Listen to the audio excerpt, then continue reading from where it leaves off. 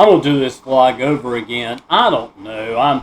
I'm losing my mind. I think a lot of it is the fact that I can't concentrate because I don't have a stimulant. But I won't get into that. Guys, I want you to know that music is what I love and adore. I remember when I was very, very young, I heard on the radio of a maid that was staying with. See, my dad was out selling advertising and messing around with the elite in Charlotte. And my mom was working at Display Fixtures. And she was basically an accountant there. Did the books and all that, and payroll and stuff like that. I remember the lady's name was Johnsy, an African American lady. Loved her. She'd yell out, "Junior!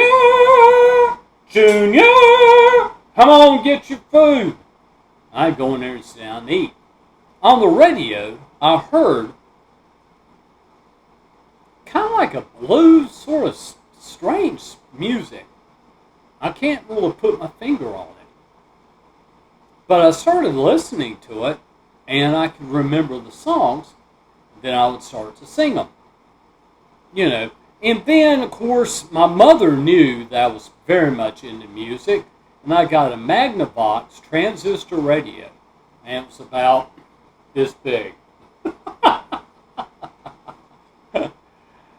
I listened to WAYS, WIST, WGIV. I love that station. It was all AM. FM was used for short wave.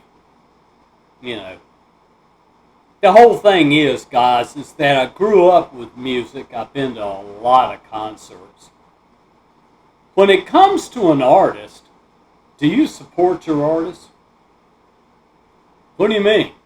Like buy all their albums? Listen to them, learn the songs yourself? So that when you go to see her in concert, you can sing the songs back to her. Angelia Jordan is like a lot of different singers that I know that you either make it or you don't. You know, she may fizzle out into another life of writing music or, you know, but I don't know, performing in a church. I've known artists to do that. They just get off the concert and say, screw this, I'm going to start doing it at church. Weird stuff. I mean, artists do weird things. I want to talk about some people that I was passionate about. It was Janis Joplin. The Doors. You know, and it's kind of like I said, man, my brain's going dead. I think a lot of that's not sleeping. That's what it is. Janis Joplin, I loved the way she delivered her music. It was unbelievable. You know, how she would deliver a song on her mic. Blatant alcoholic. She loved to drink a lot of alcohol.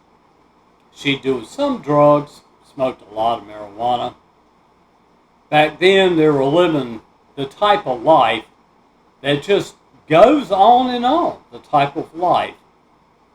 And my whole thing is that you have to understand the amount of singers and artists I've sung or seen. I went to a church just to visit a church. A girl got up and sang a solo and was going, dear God, this is going to be, you know, I almost wanted to close my ears. She started to sing and I went, who are you? And she gave a fantastic performance. Now, an artist sometimes can feed off of what they get, like me. When I was singing at Myers Park Presbyterian Church, I got my fulfillment when people would come up to me and go, are you Bob? Yeah. Man, you got a great tenor voice, man. I just loved your solo. You're amazing. You see, you get feedback from people that liked me and liked my singing. To me, that was enough. I never made it big. I never dreamed about having concerts. Now, I want to talk about Taylor Swift. Taylor Swift, to me, was a country singer I could care less about. I think I called her Bubblegum Girl. Like that bubblegum music. Well, I dance all night long, yes I do, and my dog goes, ha, that's the way I saw Taylor Swift. I saw her as a joke. I said, you gotta be kidding me. I forgot all about her. And then all of a sudden I know she's winning Grammys, and I'm going, what the hell? Wait a minute, Taylor Swift's winning Grammys for what? I went, who the hell is this girl? What's she doing? Why is she so important? I'll tell you what it was. Girls started buying her albums, relating to her songs. Buying her, yeah, boy. And she started to pick up steam. I went, and to be honest with you, I forgot about her. I'm about as far from being a Swiftie as can be. I forgot about her. I could care less about Taylor Swift. Go do what you need to do. Eras Tour. Man, I saw people on there trying to get tickets. I saw one girl just falling down crying because she couldn't get tickets. The Eras Tour would sell out in about a minute. About a minute. Taylor Swift stayed into music. She continued to transcend from era to era, writing music. Angelina Jordan, I don't know where she's going. But when I hear her sing, there's not any uniqueness to it. I mean, what do you do unique, Angelina Jordan? Or do you just sing as most jazz singers have sung? You do covers to songs. You do that pretty well. You know, I look forward to seeing your written songs. I'm hoping that your stuff will be on the radio. And the problem with jazz is it's not pop. Pop's what's in. Taylor Swift's Fate of Ophelia on the Billboard filled up the top 10 spaces. You know. So I'm going to go ahead and end this right now. It's 5 o'clock, and I might could hop in the shower and shave real fast. And I'm eating some grapes. I try to eat a lot of fruit. The reason I know so much about The Voice is I've been in it for so long. I've been taking voice since, let me think.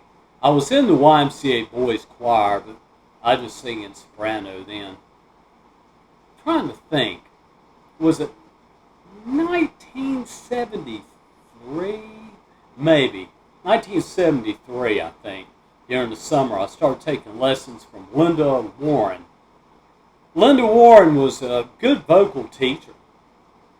She taught me the basics of diaphragm control and breathing and phrasing and stuff like that.